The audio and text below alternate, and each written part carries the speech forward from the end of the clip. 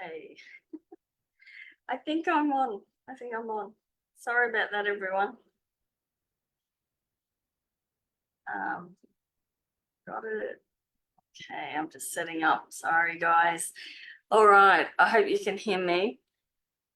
What a rigmarole that was. All right. So I've been trying to get on live at 9 a.m. as usual for my Tuesday chat, but for some reason the Zoom didn't want to stream to my Facebook page, so I had to figure out a way around it. It's so temperamental. Sometimes it works like that. Other times it decides, nope, I'm not going to put your Facebook page up today, so you have to try and find it a different way. So I worked around it, and hopefully it's all going good. But I really wanted to stream through Zoom because I want to share my screen today. Okay, so make sure you let me know if you can hear me okay. Hopefully this is working fine because I am coming through a different way to normal. So I'm hoping my sound is okay. Otherwise I can probably plug in a microphone. So definitely let me know how you're going. It's a good excuse to stay longer in bed. Okay, cool.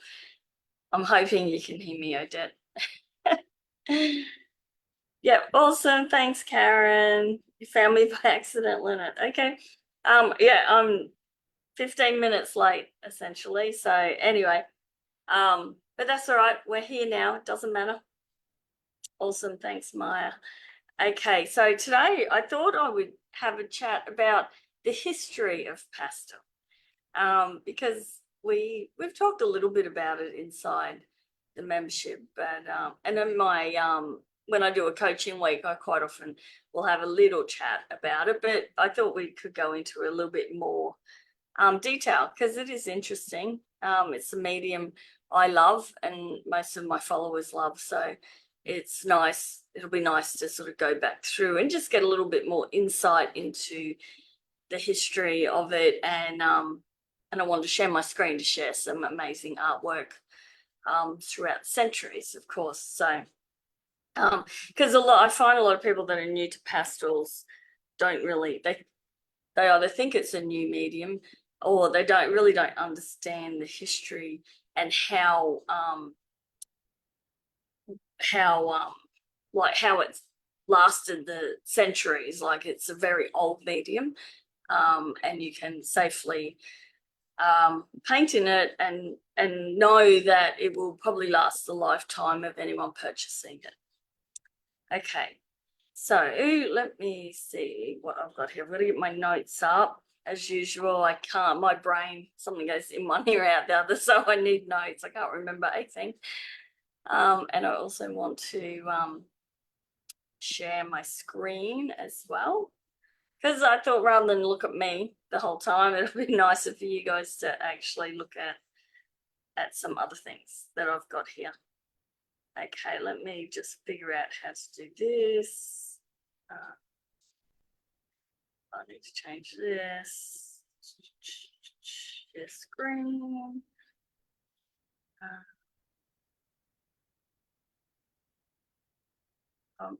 Yeah. So, sorry, it takes me half an hour to figure this stuff out. Okay, let's find this screen I want to share. There it is. Share. Okay. Now I need to get my notes. All right, now I'm hoping. Oh, there it goes. Gee, it's a bit slow. I've got a lot of lag happening here. So bear with me. All right, so hopefully you guys can see that it's a very old painting. It's from, some of these names are in French, which, I can't pronounce very well, but it's La Croix, I think, in southern France. It's famous for its cave paintings. So pastel, I suppose, is the original medium. Let's put it that way. Can be classed as the original medium. So pure pigments from the rocks and earth, were mixed with a bit of water or spit. And they were sort of materials first used in cave paintings. So, you know, you could say, I mean, all mediums are created from pigments, but pastel is the closest to just straight pigment. So, you know, back in the day of the cave painters, 20,000 years ago or so, they would get obviously crush some pigments and use a bit of water or spit to create these paintings.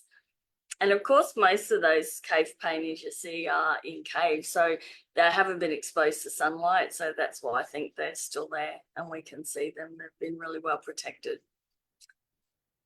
So yeah, so of course, pigments like that and painting, artists, I suppose, is one of the oldest professions when you think back to it, in terms of cave paintings. That yeah, it's been around a very, very long time. And as long as it's looked after and protected from sunlight, it will, any pigments will last a long time, of course. Okay, so their pastels are, I'll just run through a bit about pastels. So they're a versatile and popular medium for artists, known for their vibrant colors and ease of blending. So they do consist of pure pigment, a bit of binder, sometimes a filler, and then they're rolled or formed into sticks. Some pastel manufacturers still hand roll their sticks, others use machines, of course. So the vibrancy of a work in pastel, if you see some pastel, you can quite often see a pastel in an art show, and the colors are so vibrant compared to a lot of others. And that sort of is a result of both, there's no resin added, which quite often yellows, so there's an absence of yellowing resin, and the reflection of light from the facets of the finely ground powder. So it's opaque and doesn't rely on the brightness of an underpaint of the white of a paper below it, like say watercolor. But if you can picture it, because it's like pigment and powder, as long as you're not blending it too much, you'll get that reflection of light.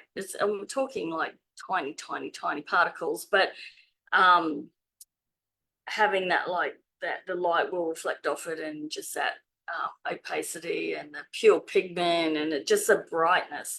And that's another reason why a lot of pastel artists don't use a fixative, because the fixative can flatten it and it makes it darker, and it stops that reflection of the light.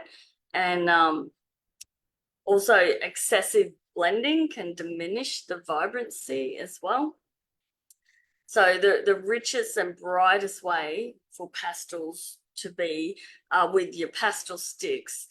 And if you just apply marks with the sticks, then, and no blending at all, that's how you're going to get the most vibrancy out of a pastel. So Degas was one that did that, and I'll show you a bit of that. Second, let me just move this.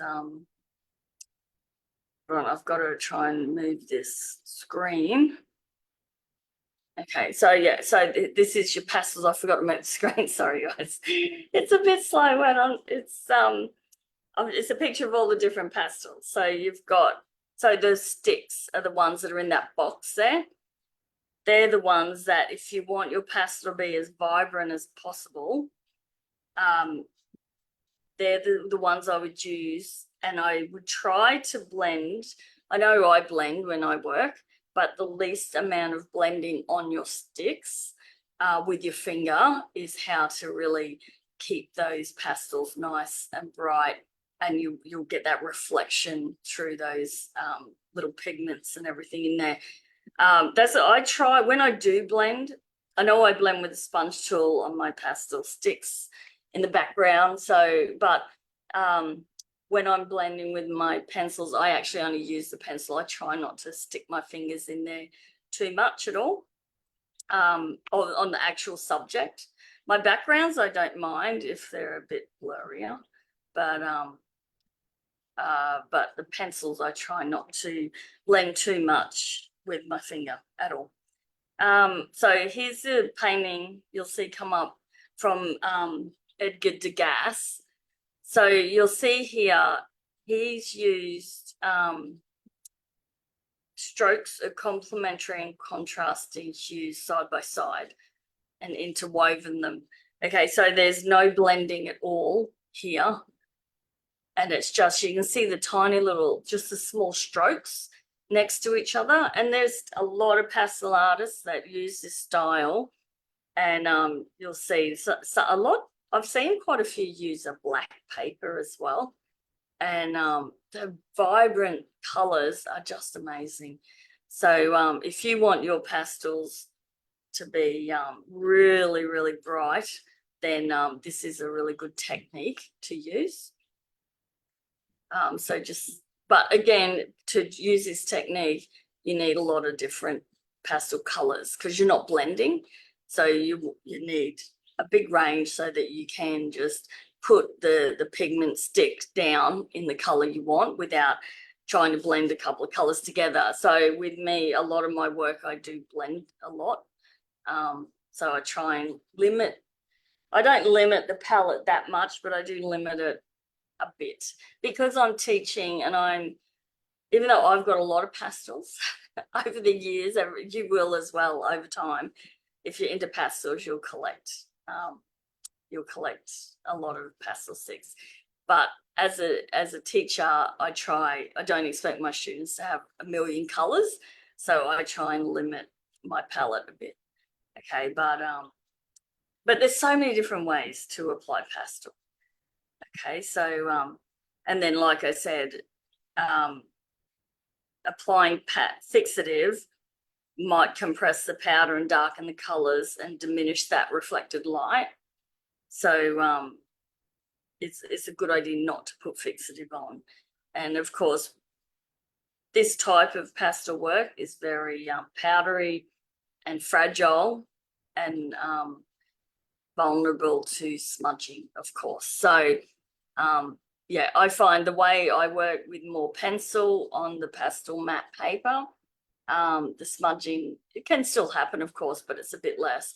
But if you're working like this one from Degas here, then you definitely would have to get it framed and really be careful with it.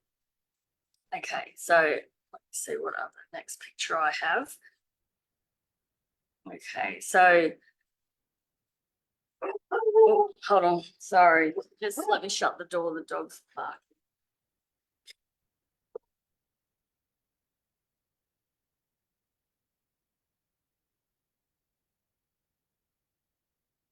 We don't need a barking dog in the background. Okay. So the early origins. Okay, so ancient Egyptians are known to have used pigment mixed with a binder to create forms of pastel. Okay, so we've gone from cave paintings where they've just used the pigment and spit and water, and they've now used a binder. So this is where we're starting to see actual pastels of more formed. And then during the Renaissance, artists like Leonardo, which of course you probably recognize that work on the screen, his work's quite easy to recognize, and Chardin, I think, used similar techniques, applying powdered pigment to paper or other surfaces with their fingers or brushes. So this is sort of where we're first starting to see the use of pastel. I've lost my picture. Sorry, guys. Okay, so, but soft pastels as we know them today began to take shape in the 18th century. We've got, oh, hold on, I don't know if that's the right one. No, I want to share. Sorry, I've got the wrong picture up. This one here is what I want to share. So Rosalba Carrera is an Italian artist. Now, this painting is just simply amazing. She was one of the first adopters of soft pastels, using them for delicate portrait work.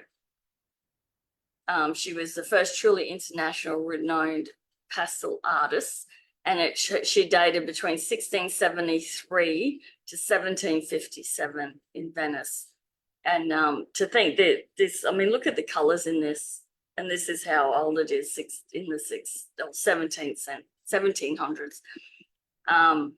So she began as a painter of portrait miniatures, then considered an appropriate genre for women. So she broke free from that and became the first pastel artist, essentially, as someone truly internationally renowned for and defined by her pastels. A lot of the other artists were using pastels, but not as a full medium and finished paintings, but that's why she is sort of classed as one of the first. So her large pastels sold to princes and courts across Europe, where they were hung in explicit competition next to conventional oil portraits, because we all know that oils are always put on that pedestal. But she, really brought pastel into competition with that, and especially as a woman too. So she brought new status to the genre, establishing pastel paintings as worthy of equal airtime with oils. So I'll just move to the next slide. Sorry, I've got to keep flicking between screens here. It's annoying. Okay, so this self-portrait of Rosalba was done in 1746, and it's remarkable for its frank honesty, bravery, and originality at a time when artists depicted women as idealized submissive beauties intended to appeal to the appetites of powerful men. Carrera depicted herself realistically, clear-eyed, and with a calm, serious, and hard-won self-assurance. Her hair, ordinarily expected to be shown flowing and lush, exists only as a thin haze. The artist has crowned herself with laurels, the symbolic adornment of victory and historic achievement. She was going blind when she painted it, undoubtedly aware it would be amongst her last works, and her life as a painter was coming cruelly to an end at the age of 73. So that excerpt is from streamlinepublishing.com. So thank you for them for that bit of information, but it's quite amazing, like the pastel, to think these were done in the 1700s, and they're soft pastel, and you can see the pastel, they're absolutely beautiful. And as a woman, yeah, especially when you think back to those times, it was more dominated by men, I suppose, and they were depicting women as beautiful, goddesses, I suppose. Whereas, yeah, this is quite an amazing portrait of her, and still beautiful, really.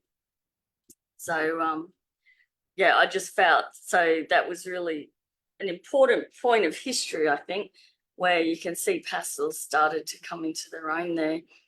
And then specialized papers were then started to become developed to accommodate to the unique qualities of pastels, I suppose, that people started to realize. Hold on, just let me check if this is the right slide.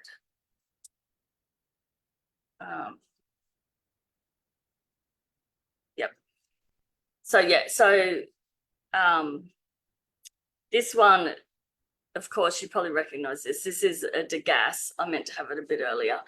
So he was also one of the first to use pastel as finished portraits as well. And yeah, again, you can see there's so many different styles to pastel. You get more realistic, then you can get loose and abstract. It's just such a brilliant medium for the different varieties as well. So yeah, I just wanted to share another one. I've put my things out of order and thrown myself.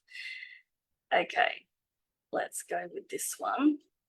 Hoping this is going to change. Yeah, there it goes. Okay.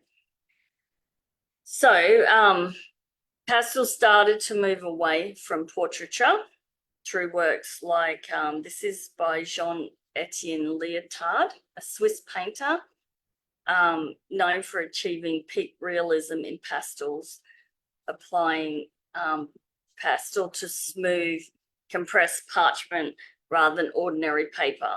So this is where I was saying specialized papers were starting to be developed. And this painting was done in 1744. And this actually blew my mind. The detail in this painting, being pastel, is amazing. I'll show you a close-up as well. So look at as it changes, just the smoothness of the skin, and then the reflections in the glass. It's just a very stunning painting, and all done in pastel as well. So and don't forget, there wouldn't have been pastel pencils back then, so this is all done in stick pastels. So it's quite amazing. Yeah, Shari, I'll go through and add some of all of the artists' names and stuff. I'll go through. I'll just finish this and then I'll go through and add them for you. Okay. Not a problem. Yeah, so this one's called The Chocolate Girl by Jean-Etienne Liotard. But yeah, definitely I'll add those names because however I'm pronouncing them will definitely be wrong. Okay, so again, this is still in the 1700s. So we've got some amazing stuff starting to happen with pastels. And yeah, it's moving away.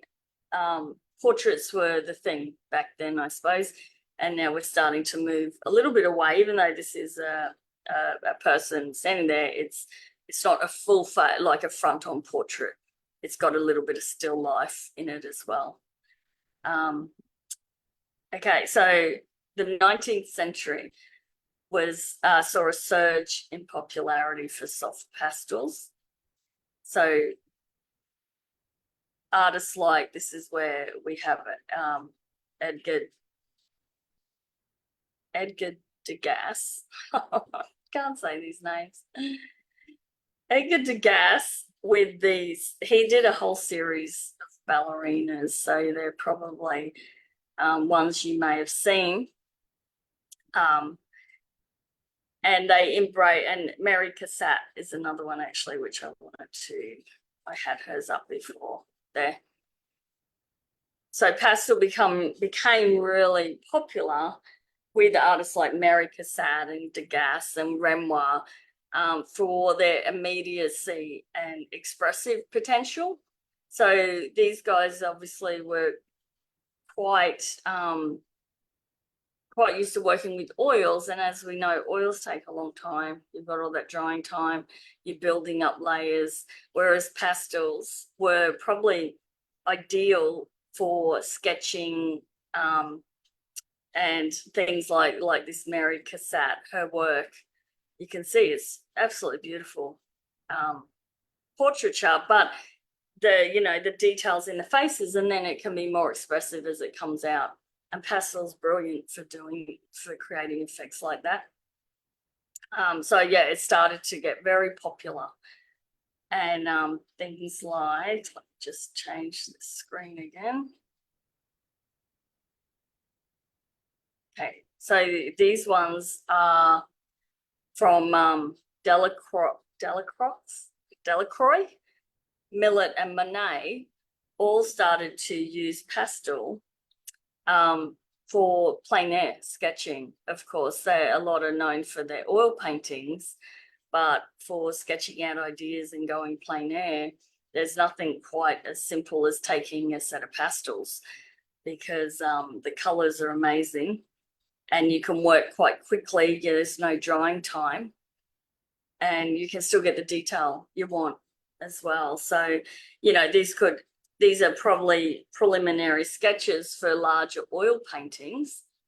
but they could be a standalone painting in their own right, just as a pastel. But this is a Monet here, as you can probably tell. But just the brightness of it all, and pastels are just so amazing in that regard. So yeah, it started to go more from that portraiture to people started to use them for a lot of different things, especially this plein air stuff and landscapes and all that. Okay, so that was more the 19th century. And then in the 20th century, soft pastels experienced a revival in the 20th century with artists like Picasso and Matisse.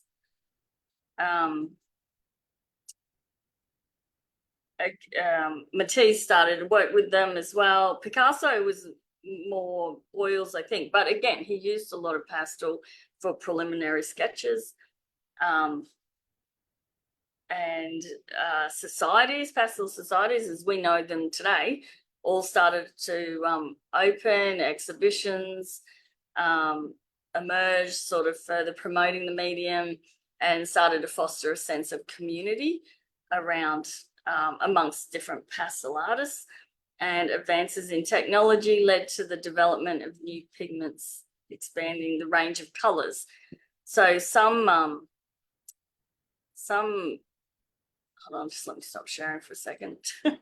Some of the pastel manufacturers have 500 different pastel colors, and that's just one manufacturer. So I think I read somewhere which should be more, I read somewhere there was 1,600 different hues of pastel, different colors of pastel.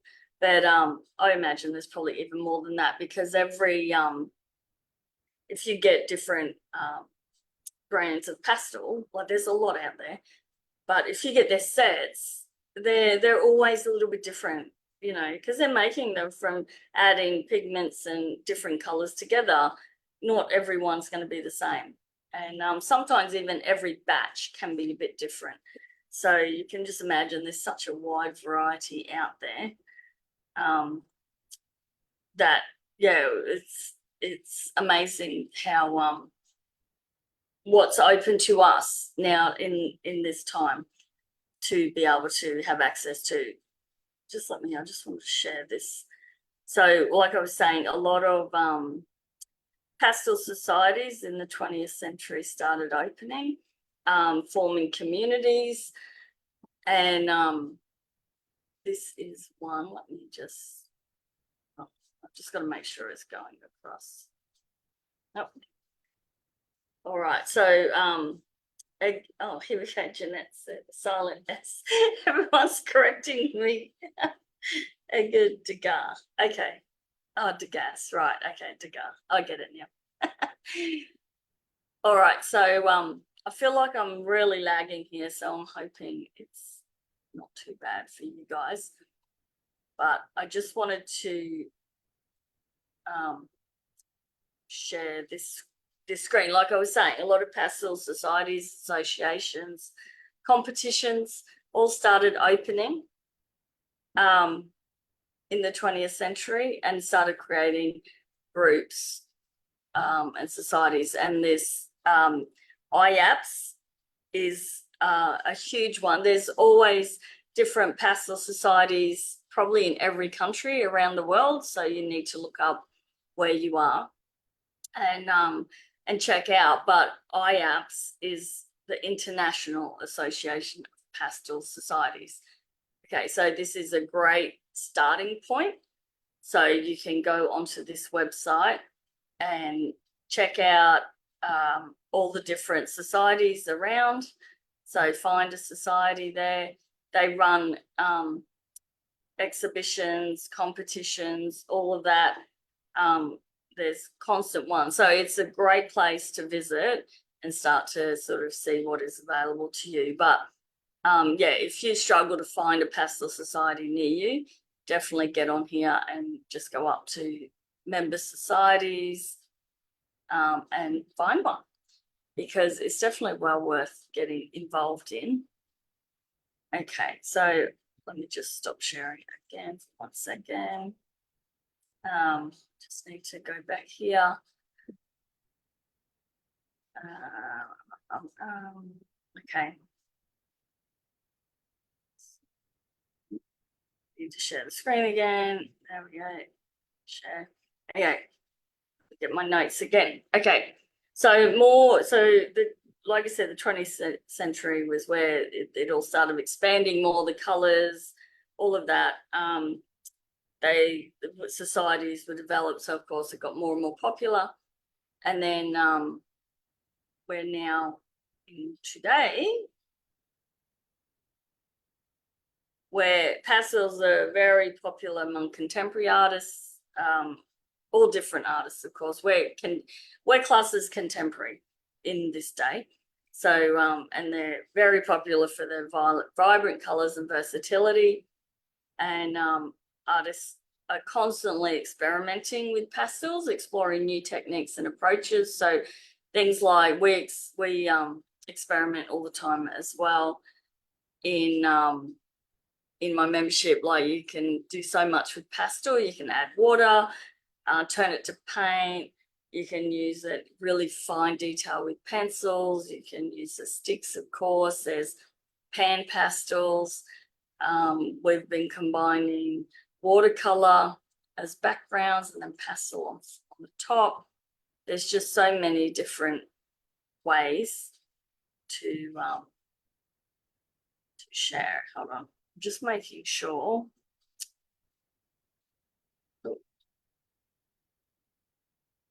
Sorry guys, I know there's a big lag here. I'm trying to make sure my screen is up again.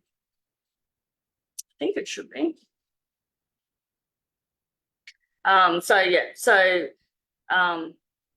And modern application of pastels include underpainting, layering, blending, and mixed media experimentation. So things like watercolor, like I was saying. So there's a screen I want to share with you. Oh, what's going on? Okay. Sorry, guys. What is going on? Let's stop sharing again. I'm trying to share screen. Oh, I've lost my screen. Okay, hold on. Oh my God. Here we go. This is the one I want to share. Sorry, you've probably just been looking at my main screen. This is what I want to share.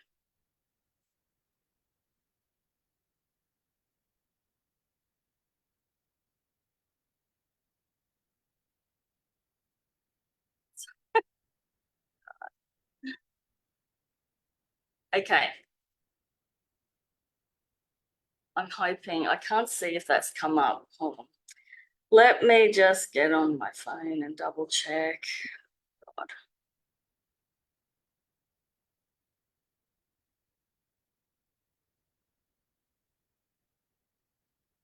Okay, yes, it's there. Great. Okay.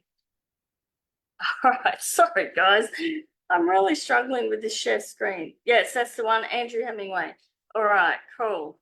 So this is a modern master. So Andrew Hemingway is his name, and he's a British artist. So if you can look, believe it or not, these are pastels. So he used to work in egg tempera and watercolor. He's been like, he's won awards everywhere, traveled the world, been taught all over the world in all like Rome and like all the main places you learn to be an artist, I suppose, in that type of realism. But he was using egg tempera and watercolor, and he received a sample of pastel paper. This was in the 1978, I think, from a Holland company. So he started to experiment with it, and he loved it. And just that's where his journey took him, from the watercolor and that across to pastel. And he's now classed as a modern master of soft pastels. So you know, these are just collections he's got. So like this one here, going to collections. So remember, these are paintings done in pastel. Then the paper is one that sort of blows my mind a little bit because pastel, obviously is probably using pastel pencil, I would imagine, to get such fine detail. But you never know. Some people use sticks. He's been doing a lot of this reflection stuff. Hold on, let me just go back if I can. Oh, I don't want to go to that. Back to collections. Just let me go through. Let's have a look at some of these portraits.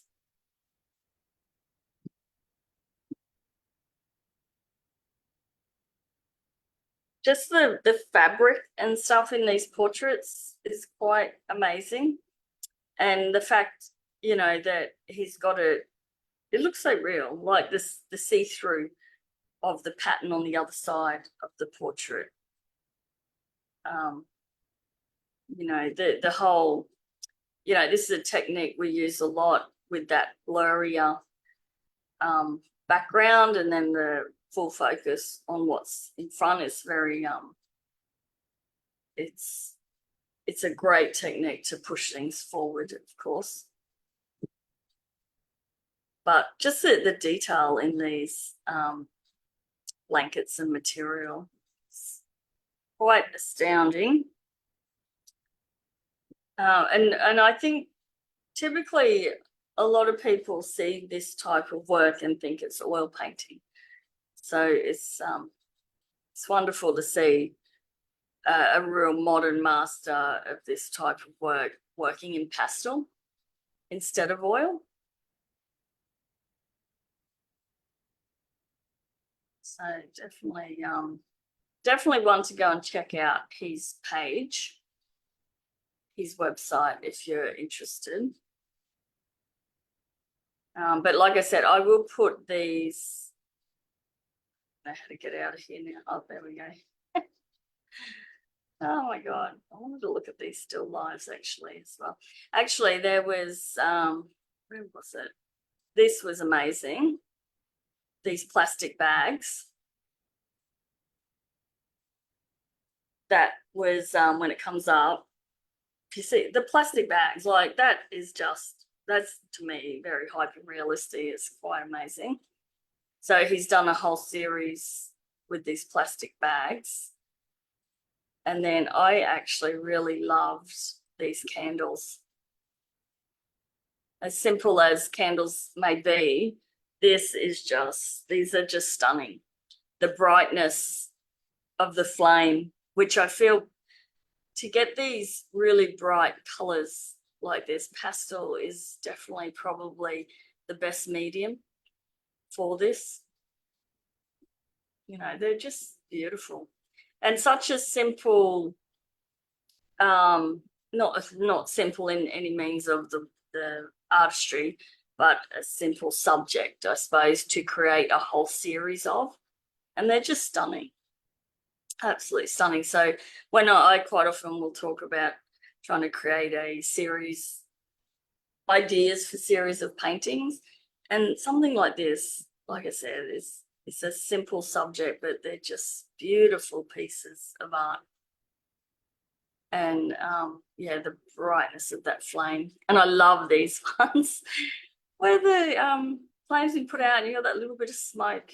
It's just so beautiful. You know, the luminosity of this candle as well, where the flame, you know, like they're just so realistic. They're just beautiful. I love them. Love them a lot. I would have something like that on my wall. I know it seems a bit strange, but I just think they're gorgeous. And the colors, these are colors I love, these muted earth tones.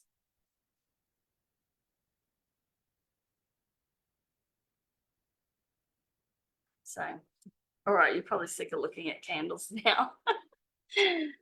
But yes, so yeah, I'll stop sharing. Anyway, I'll put, like I said, I will put up, hold on, I'm gonna find my Facebook, see if I see any comments. Yeah. Okay. Yeah, so I will definitely put some of these in this chat so that you can go through and have a look yourself. So in conclusion, I suppose soft pastels have a long and rich history spanning centuries and continents. They've been used by artists across different periods and styles, from ancient civilization to contemporary art of today. So I would definitely encourage everyone to explore pastels. To me, they are the best medium out there for versatility, for beginners, for seasoned professionals. There's no cleaning up. They can be a little bit messy, but they don't have to be. There's so many ways to use pastels. So definitely, I reckon everyone should give them a go for sure. So I hope that has given you a little bit of history. I've stumbled my way through, but this will get turned into a blog post and we'll get those pictures up as well. Thanks, Jeanette. So, and I'll run through right now. I'll get off and run through and add all the names of the people. I'll put the pictures in here too, and the websites that I showed you there as well. So the International Pastel Society and Andrew Hemingway?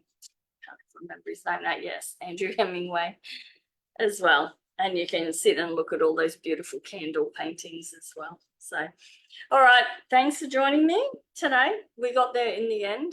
And yes, I'll see everyone next Tuesday, but in 2 Tuesday time, let me see what the date is. I've lost my calendar. No, here it is. So on the 16th, Tuesday the 16th, I'll advertise it everywhere. I was going to do a live draw along instead of a chat. Okay, so I'll definitely advertise, letting you know what I'm going to draw. I'll also share the reference image and line art for it, if whoever wants to follow along with me. But so that'll be Tuesday the 16th at 9 a.m. as well. So, all right, guys, have a great day, and I'll see you all later. Bye.